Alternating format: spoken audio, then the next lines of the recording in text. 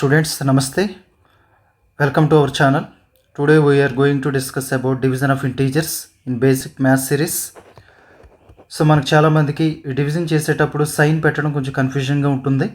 దీనికి ఒక simple rule ఏంటంటే సేమ్ సైన్ ఉంటే ఎవరికి సేమ్ సైన్ న్యూమరేటర్ డినామినేటర్, న్యూమరేటర్కి డినామినేటర్కి ఉండే సైన్ సేమ్ ఉంటే కనుక ప్లస్ పెట్టాలి, డిఫరెంట్ ఉంటే కనుక మైనస్ పెట్టాలి. ఒకసారి చూడండి, -20/4.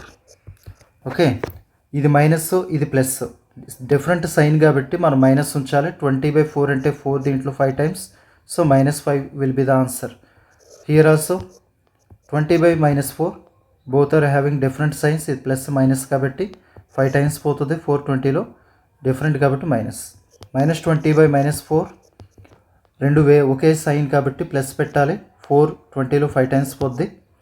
20/4 ఇక్కడ రెండింటికి ఒకే సైన్ ఉంది కాబట్టి ప్లస్ 5 టైమ్స్ పోద్ది.